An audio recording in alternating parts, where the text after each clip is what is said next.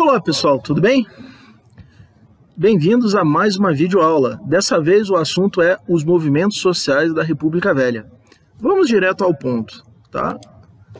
Os conflitos sociais que marcaram o domínio oligárquico na Primeira República. Na última videoaula nós falamos sobre a República Oligárquica, né? Então eu expliquei para vocês alguns conceitos, né, como o coronelismo, o clientelismo, a própria definição de oligarquia, que é o governo de poucos, né? Falamos sobre o predomínio rural da sociedade brasileira, a economia agrária exportadora, né? Falamos da grande pobreza e miséria que acompanhava o campesinato brasileiro, né? Os camponeses brasileiros, os habitantes dos ambientes rurais brasileiros, né? Então procuramos mostrar tudo isso para vocês, e o tema da aula de hoje é mostrar para vocês que houve resistências a esse esquema oligárquico de dominação na República Velha. Muitas vezes essas resistências elas não foram algo muito planejado, né, com um objetivo político muito claro, né, muito definido, mas sim, houve resistência à dominação oligárquica, certo? Então nós vamos estudar aqui, nós vamos repassar, pelo menos aqui para vocês, alguns dos conflitos sociais que marcaram essa época, tá? De norte a sul do Brasil houve conflitos, certo? Então nós vamos ver alguns desses conflitos que marcaram a República Oligárquica. E até antes da República Oligárquica um pouco, né? Ou, né, logo depois que começa a República Oligárquica, alguns desses eventos aqui, eles também são demonstrados, né? Teve movimento social que veio desde a época do Império, como vocês vão ver aqui agora, ok? Então vamos lá. Os fatores, né? Novamente vão se repetir os fatores do conteúdo anterior. Então, por exemplo, predomínio rural da população, em que 70% da população aproximadamente vive no campo, ok? Miséria e pobreza da maior parte da população, embora a palavra pobreza não esteja aí, mas, né, a gente sabe que estava. Instabilidade política, tá? Então foi uma época marcada por alguma instabilidade política, apesar da política dos governadores, que tinha o objetivo de dar uma maior regularidade, né, à sucessão dos governos, né? Foi um período marcado por instabilidade ainda assim, certo? Vamos lá. Diversificação da estrutura socioeconômica, né? Então o Brasil estava vivendo ainda, desde a época do Império, um surto de urbanização, tá?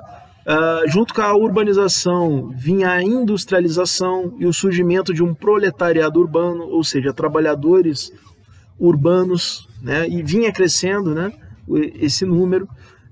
Surgimento de um campesinato no meio rural. O campesinato seria pequenos agricultores, pequenos proprietários de terra. Vinha crescendo o número de pequenos proprietários de terra no Brasil, apesar do predomínio do latifúndio, ok? Também predominava no Brasil uma religiosidade tradicional, católica principalmente, católica, sobretudo católica ainda. O Brasil é um país ainda predominantemente católico na República Velha. Violência, né? Então, violência urbana e violência rural, tá? Não é de hoje que o Brasil é um país violento. Já na República Velha, a violência se manifestava tanto no campo quanto na cidade, e a violência ela marcava as disputas políticas, como nós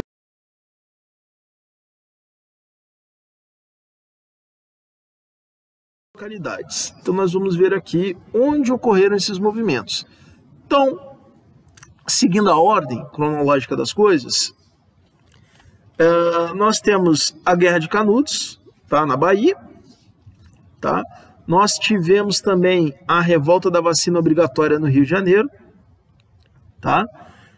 Nós tivemos a revolta da Chibata, também no Rio de Janeiro, tá? Nós tivemos a Guerra do Contestado, tá? Nós tivemos o fanatismo religioso centrado na figura do Padre Cícero, tá? Nós tivemos greves operárias em São Paulo, no Rio de Janeiro e até em Porto Alegre, lá no Rio Grande do Sul, certo? Então, movimentos sociais espalhados de norte a sul do Brasil, e houve movimentos em outros lugares do Brasil, mas, né, que não tem uma relevância tão grande para o momento que a gente está tratando aqui, tá? Para o conteúdo que a gente está tratando aqui, ok? Vamos lá. Guerra de Canudos, tá? Vamos primeiro lembrar do local onde ela aconteceu. Ela aconteceu no sertão baiano, no interior do Nordeste, tá? Aliás, tá? É uma discussão bem interessante que às vezes aparece nas questões de vestibular, é essa diferença entre o campo e a cidade, né? O espaço urbano e o espaço rural, e o sertão e a civilização. O sertão, nessa discussão, é visto como a negação da civilização, e o sertão é tudo aquilo que não é tocado pela civilização. E o que é a civilização no Brasil?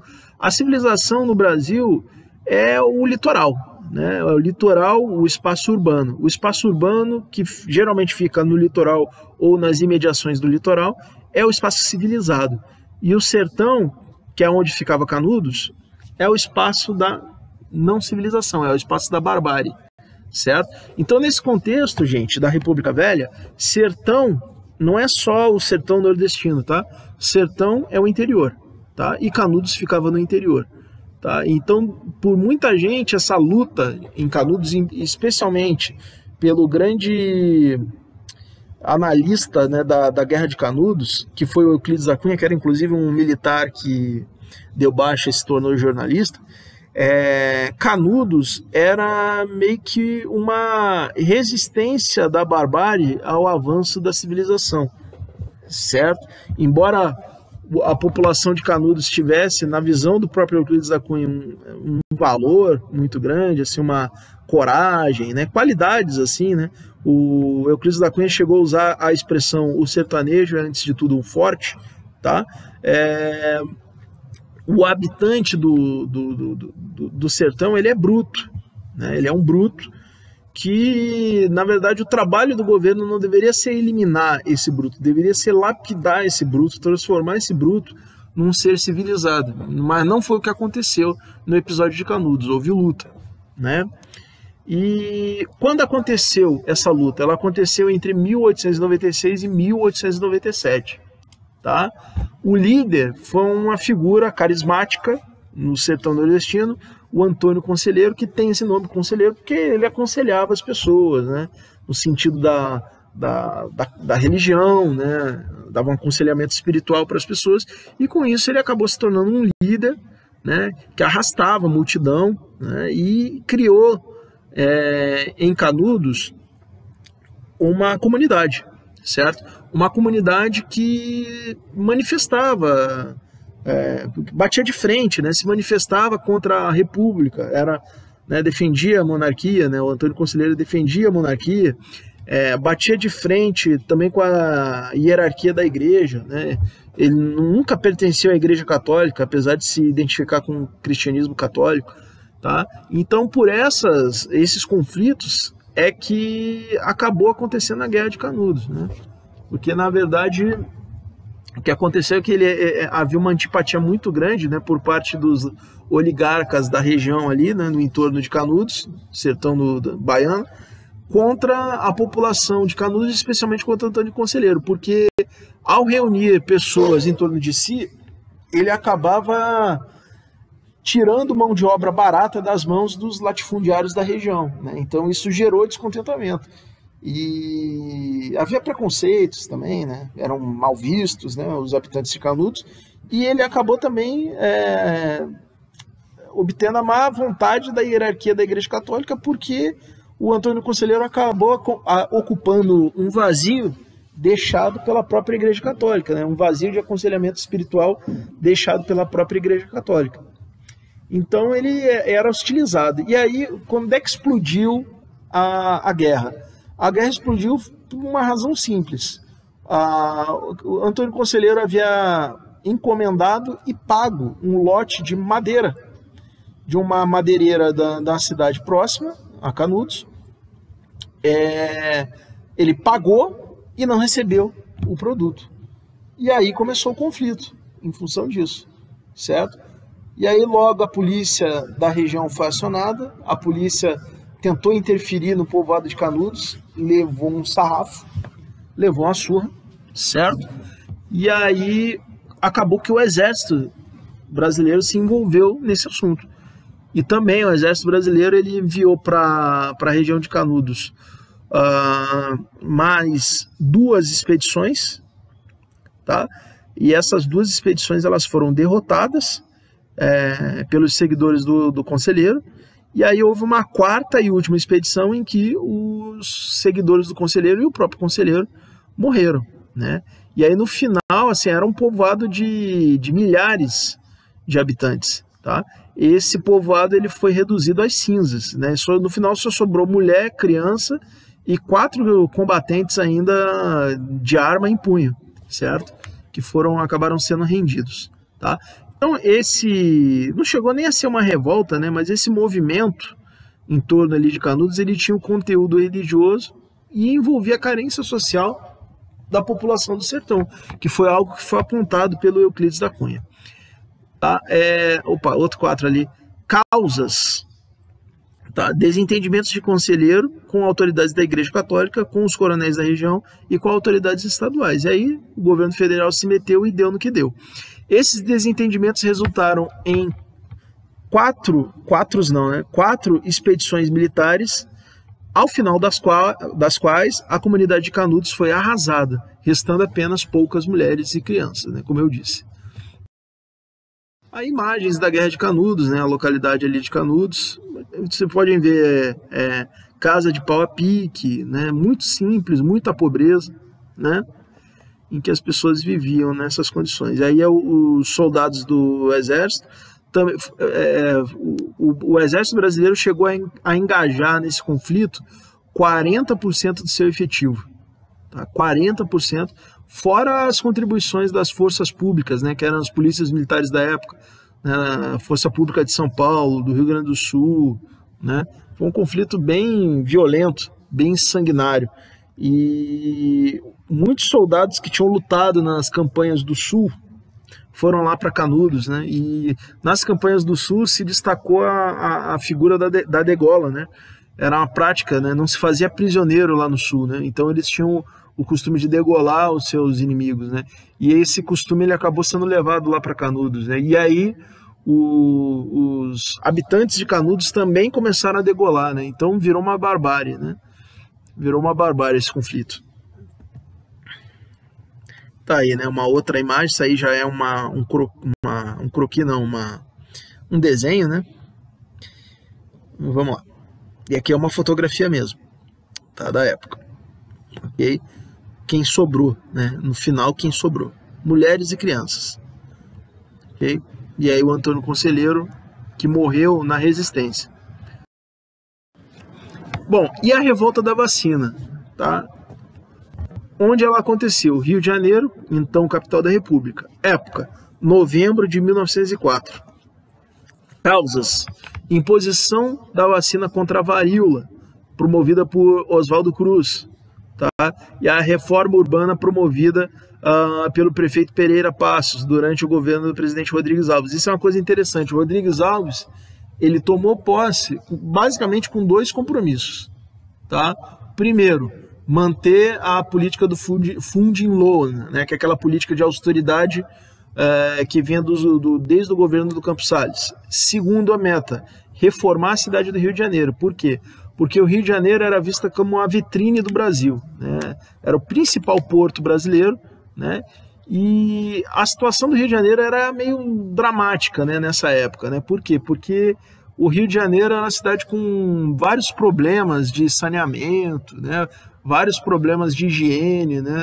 O Rio de Janeiro é uma cidade que era, aos olhos estrangeiros, era uma cidade feia, né? Tanto que algumas empresas que faziam navegação internacional, elas começaram a evitar o Rio de Janeiro, né? E isso acabou atingindo a autoestima, né? Pelo menos das elites brasileiras, né? Então veio essa intenção do Rodrigues Alves ao assumir a presidência. Ele falou: ó, eu fui eleito para reformar a cidade do Rio de Janeiro. Então foi o seguinte: foi um presidente da República que disse que foi eleito para reformar a capital. Estranho isso, né? Mas foi o que ele disse. Ele chegou a declarar: eu fui eleito eu vou mudar a cara do Rio de Janeiro. E realmente foi o que ele fez. Ele nomeou o prefeito, na época, o prefeito da capital era nomeado pelo presidente da República, ele nomeou o Pereira Passos, prefeito do Rio de Janeiro, e o Pereira Passos era um engenheiro. O que ele fez? Ele fez uma grande reforma urbana na cidade do Rio de Janeiro. Ele é conhecido como prefeito do Bota Abaixo, né? O que foi esse Bota Abaixo? Ele pegou prédios antigos do centro do Rio de Janeiro, prédios que vinham desde a época colonial, alguns deles, e mandou derrubar. Só que esses prédios, eles eram moradia, né, de pessoas pobres, né, trabalhadores urbanos pobres, que viviam no centro do Rio de Janeiro, próximos aos seus empregos, né, e essas habitações elas eram cortiços, né, eram antigos casarões da época colonial, que eram divididos em pequenos espaços e distribuídos a indivíduos e às vezes até famílias inteiras que moravam em pequenos cubículos de poucos metros quadrados, certo? Então tudo isso foi colocado abaixo, e aí a população ficou meio que sem ter onde morar, né?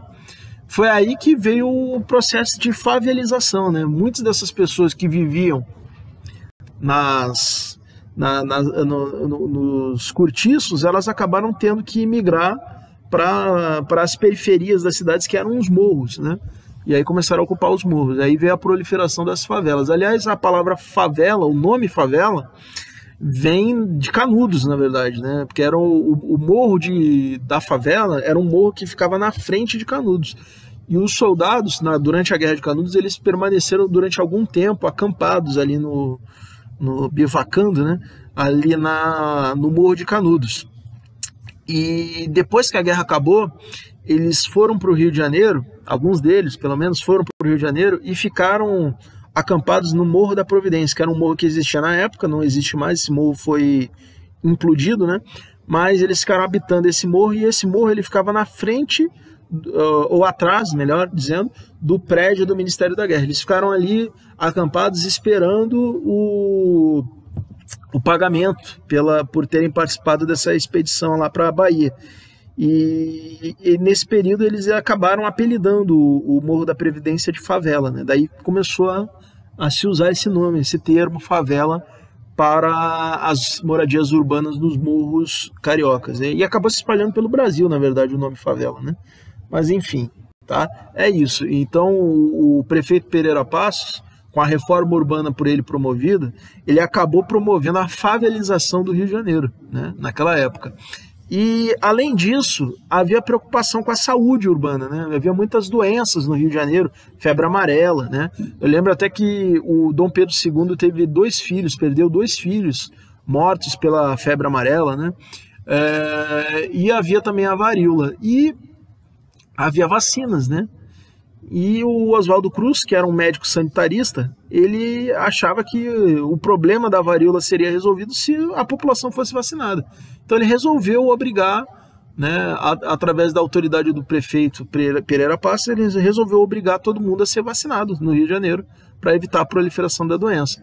O problema é que houve resistência da população, especialmente porque a vacina contra a varíola era aplicada nas coxas das pessoas.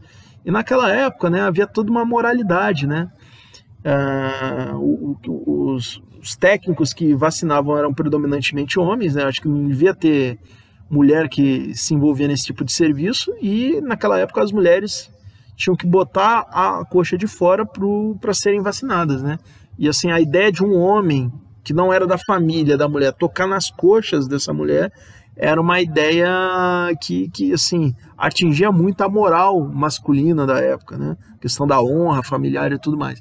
Então, houve uma resistência, né? Não só por causa dessa questão, né? Mas houve uma resistência mesmo, uma imposição, né? E essa resistência ela acabou envolvendo as camadas médias e baixas urbanas do Rio de Janeiro, o povão mesmo, o povão popular, né? E, além disso, os militares, né, acabaram se envolvendo, sobretudo os estudantes da Escola Militar da Praia Vermelha se envolveram nesse conflito. Alguns anos atrás eu li um livro que disse que somente 2 alunos da Escola Militar não foram envolvidos nesses conflitos aí da revolta da vacina, tá? Mas acabou que isso aí não, né, essa revolta ela se prolongou por aproximadamente 5 dias.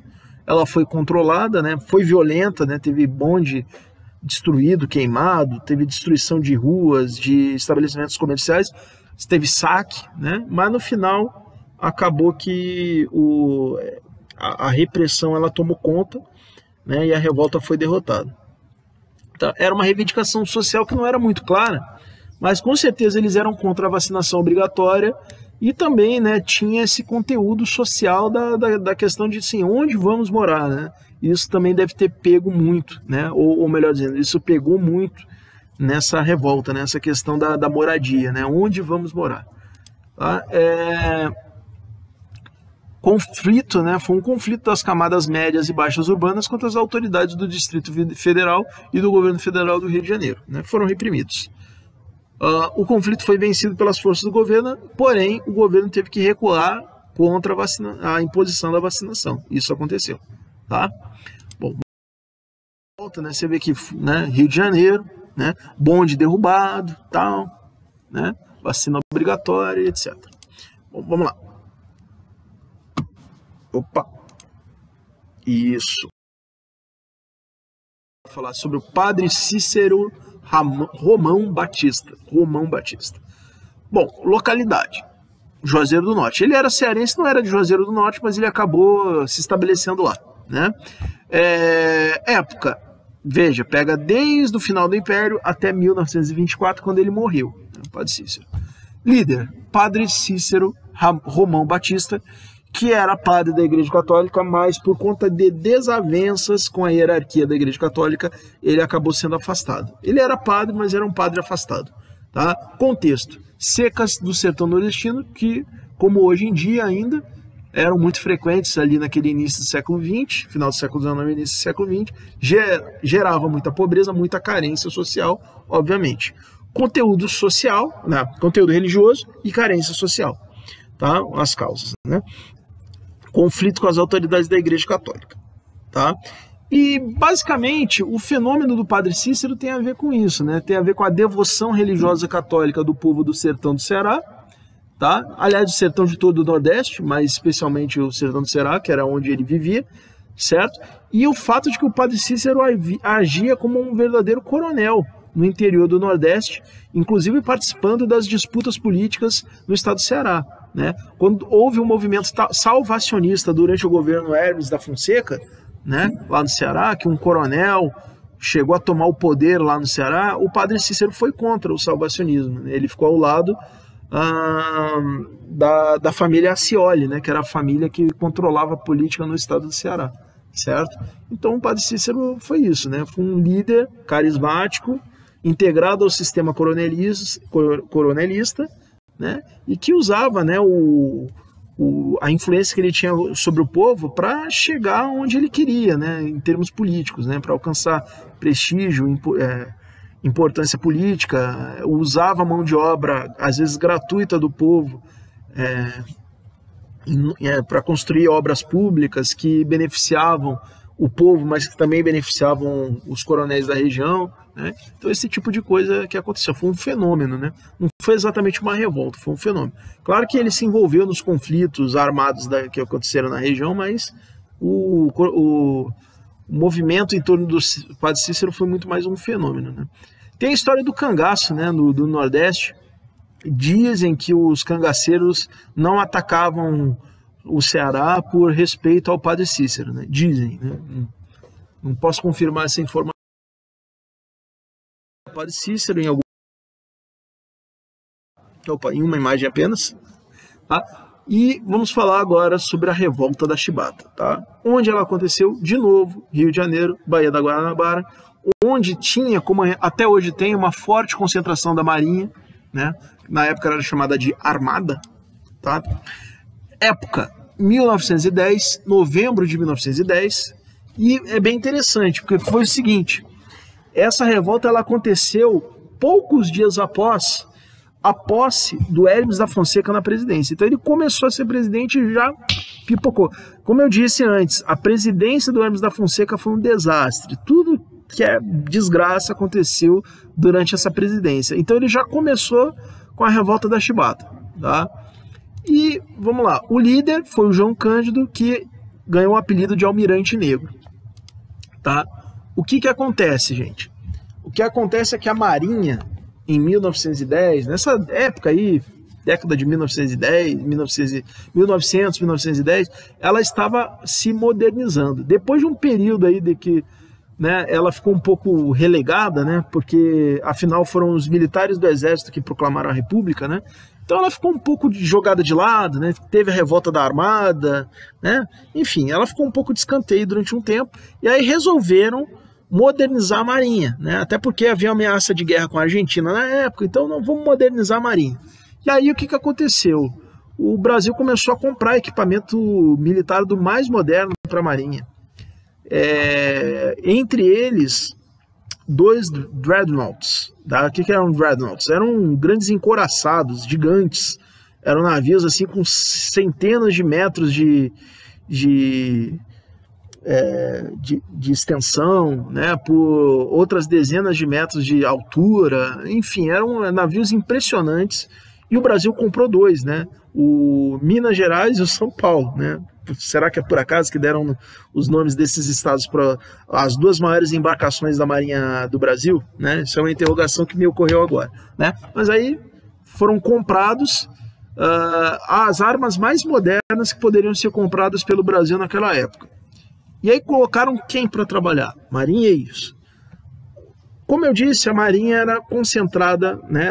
Obviamente ela é concentrada no litoral, embora tenha Marinha também na área fluvial, Rio Amazonas, Rio Paraguai, etc. Mas ela era concentrada no litoral, né? E especificamente na cidade do Rio de Janeiro, tá? Que tinha uma população, né, com uma grande predominância de afrodescendentes, de negros.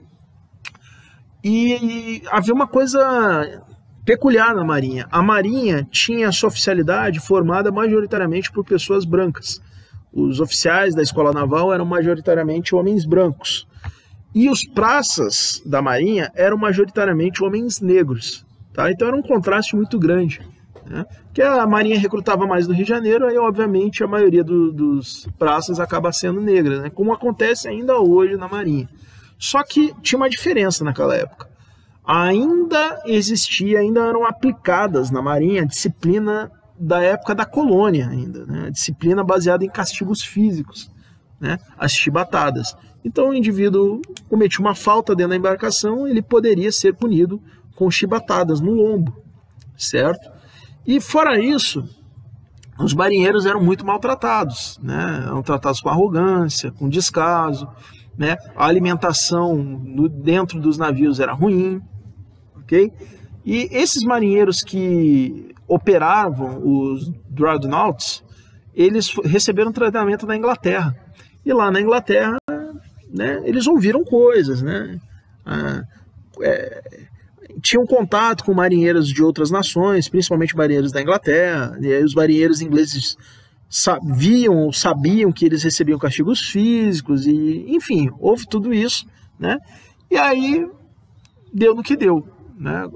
Como os marinheiros eles podiam operar o navio sem a necessidade dos oficiais, eles tomaram conta dos navios, tendo executado inclusive o comandante de um deles, tá? E agrediram alguns oficiais, o colocaram para fora dos navios, e eles ficaram durante o dia, eles operaram esses navios ao longo ali da Baía da Guanabara, no Rio de Janeiro, ameaçando bombardear a cidade do Rio de Janeiro. Qual era a grande reivindicação deles? Era por melhoria das suas condições de trabalho. Fim de castigo físico, melhoria da alimentação, né? Esse tipo de coisa. Depois de um tempo, o que o governo fez? Não tinha como tirar os caras de dentro dos navios, dos dreadnoughts, né?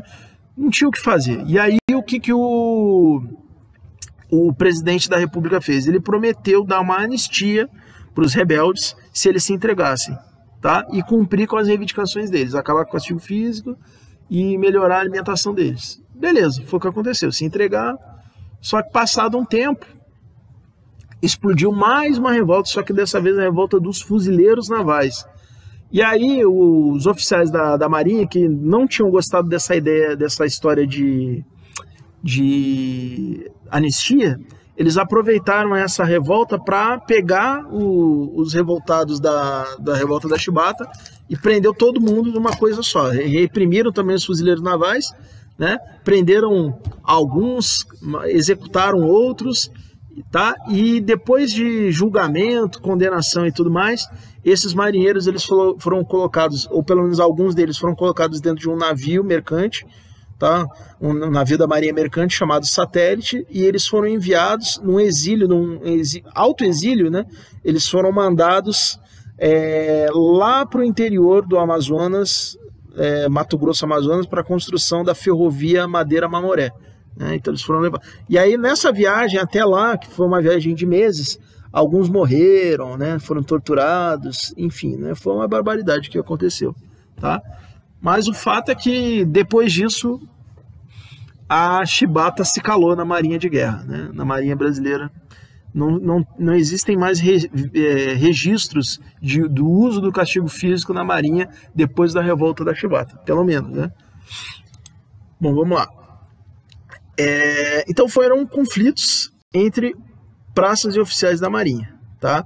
Os rebeldes se entregaram após promessa de anistia, mas foram severamente tratados. Alguns foram torturados, mortos e outros exilados na Amazônia, né? Na construção da ferrovia Madeira-Mamoré, que foi uma ferrovia construída pelo governo da República em troca da compra do Acre pelo Brasil em relação à Bolívia. Então o Brasil construiu a ferrovia Madeira-Mamoré para atender um tratado, o Tratado de Petrópolis, né? Um tratado em que a Bolívia cedeu o Acre ao Brasil. E aí, em compensação, o Brasil cedeu, além de ter comprado o Acre, dado alguns milhões de libras para o Acre, para a Bolívia em troca do Acre, também cedeu alguns territórios na fronteira para a Bolívia e também se comprometeu a construir a ferrovia Madeira-Mamoré. Então esses caras foram mandados para lá para construir a ferrovia Madeira-Mamoré. Foi o que aconteceu.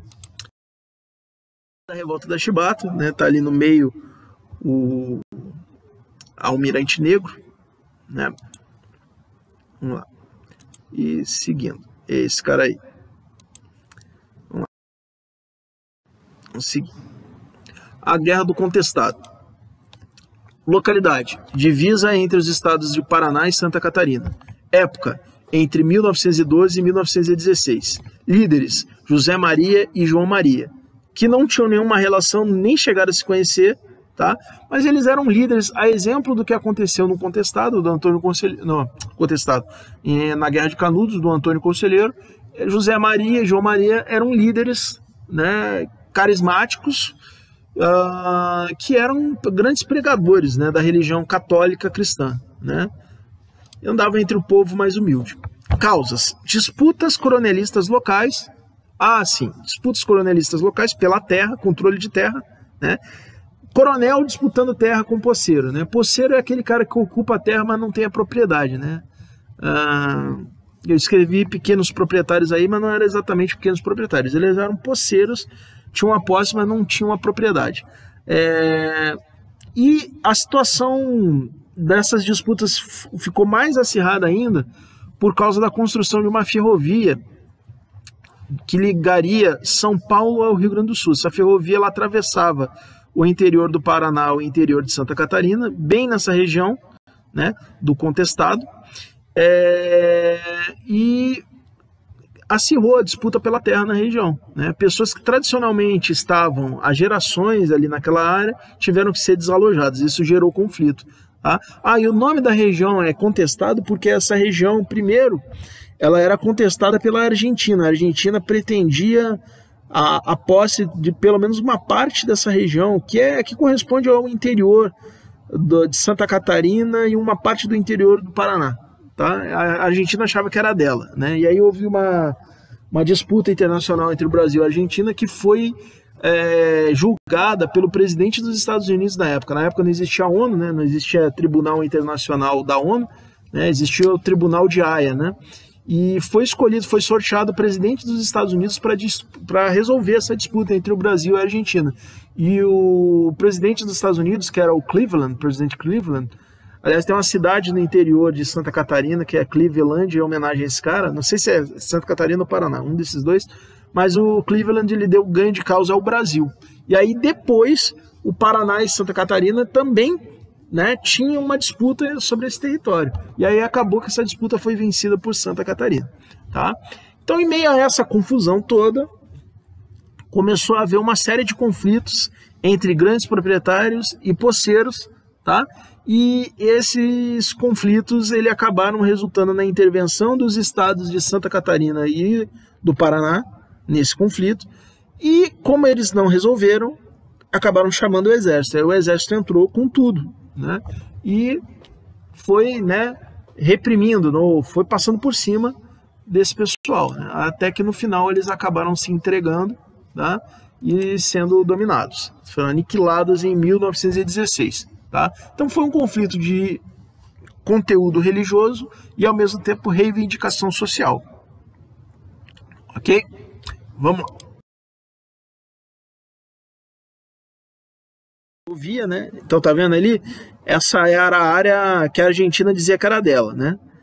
E aí o Brasil venceu e aí depois o Paraná e Santa Catarina começaram a disputar essa área.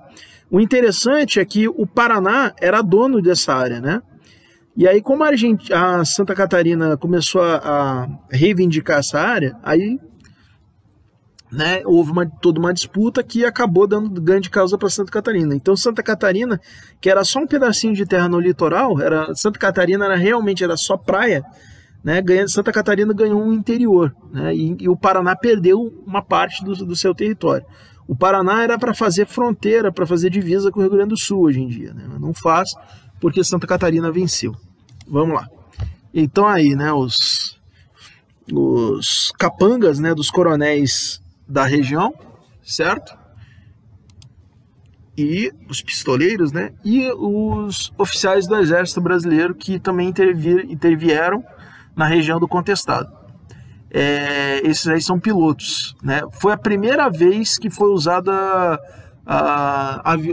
avião em combate aqui no Brasil, foi na Guerra do Contestado. Inclusive morreu um jovem piloto, um jovem oficial do Exército Brasileiro na Guerra do Contestado pilotando. Ele morreu, não foi atingido não, ele morreu, o avião caiu mesmo, se descontrolou em voo e acabou caindo, se espatifando no chão, certo?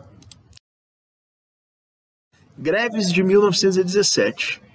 Bom, então, localidade em todo o Brasil, em especial nas cidades do Rio de Janeiro, Porto Alegre e São Paulo. Época, 1917, como o próprio nome diz. Causas: luta pela redução da jornada de trabalho, pela melhoria das condições de trabalho, proibição do trabalho infantil, recomposição salarial, tá? Enfim, tá? Porque havia inflação, inclusive, nessa época, tá? Era a época da Primeira Guerra Mundial. Tá? Então, em meio a tudo isso, houve essa série de reivindicações aí por melhoria de condições de vida, de remuneração e etc. Tá? Reivindicação social sem conteúdo religioso, obviamente. É importante dizer o seguinte, que nessa greve teve muita importância a influência do movimento anarco-sindicalista, tá? Que era uma vertente do anarquismo, era anarquismo sindicalista, certo? Era muito forte. Na época não existia partido comunista, não existia comunismo ainda propriamente dito no Brasil, tá? Havia os anarquistas que eram contra o capitalismo, tudo essa coisa que a gente já sabe, né, do pessoal da esquerda. Eram contra o capitalismo, que eles queriam transformar a sociedade através da revolução, né? Enfim, né? Tinha essa reivindicação aí nesse sentido e havia essa influência do anarco-sindicalismo, principalmente no estado de São Paulo. Tá? No Rio de Janeiro era uma outra coisa, o anarco-sindicalismo no Rio de Janeiro não era tão forte, mas no estado de São Paulo era muito forte, sobretudo porque um grande número de operários do estado de São Paulo eram imigrantes italianos e espanhóis, onde o anarco-sindicalismo era muito forte. Tá? A greve foi encerrada no mesmo ano e os grevistas tiveram suas reivindicações parcialmente atendidas. Ou seja, houve algum aumento de salário, não tudo que era pedido, né? Houve proibição sim do trabalho infantil, tá? Mas melhoria de condições de trabalho, né? Isso é uma coisa questionável. Houve melhoria? Não houve? Né? Isso é uma coisa difícil de avaliar. Tá? E houve sim redução da jornada de trabalho, tá? Também em função dessa greve. Tá? Não através de lei, mas através da prática, né? Os patrões reduziram a jornada de trabalho desses empregados grevistas. Algumas imagens da greve de 1917, que foi muito forte em São Paulo, mas também teve reverberações em outras capitais, Rio de Janeiro, Porto Alegre, como já foi dito, em Recife teve alguma coisa, Salvador também teve, tá? Mas ela foi particularmente forte em São Paulo, na cidade de São Paulo, onde gente morreu, inclusive, em meio a confusões, tiroteios, etc. Tá? E aí, por fim, vamos falar do cangaço. Localidade: estados do Nordeste brasileiro. Época: entre o final do século XIX e o Estado Novo. Tá? Causas: marginalização social, fragilidade do Estado, pobreza e miséria. Tá? Banditismo social com vago conteúdo religioso, né? Eles eram católicos, tinham uma reverência pelo Padre Cícero e tudo mais. Foi definitivamente reprimido durante a ditadura do Estado Novo. Tá? Bem, então o cangaço foi isso, né? Por vezes eles eram aliados dos coronéis, por vezes eles eram contra, por vezes eles entravam na luta de um coronel contra outro coronel. Eles combateram um outro movimento que eu ainda vou comentar em outra aula, que foi a Coluna Prestes. Eles foram contra a Coluna Prestes, né? Lutaram contra, né, os rebeldes da Coluna Prestes. Então, assim, é muito difícil definir, né? É mais fácil apontar que houve o cangaço, que foi esse movimento que ele envolvia alguma dose de rebeldia, envolvia alguma dose de marginalidade, de pura criminalidade, certo? Era tudo isso aí meio que misturado, tá? E era um pessoal, assim, marginalizado socialmente, que acabou caindo na marginalidade criminosa mesmo, né? Isso aí acabou acontecendo, e o cangaço ele só perdeu força mesmo, dá para dizer até que ele, de alguma maneira, ele deixou de existir, tá? Durante o Estado Novo, que foi um regime ditatorial que usou força, muita força, para reprimir esse movimento. Tá aí algumas imagens, okay? Maria Bonita, Lampião, né? Foram os maiores representantes desse movimento, ok? E aí os locais onde mais se manifestou. Apesar que dizem, né, que no Ceará, ali a Samancha, ela tá pegando o sul do Ceará, ali é justamente bem próximo ali de Juazeiro do Norte, né? Mas há quem diga que o cangaço ele não atacava o Ceará em respeito ao Padre Cícero. Não sei. Enfim.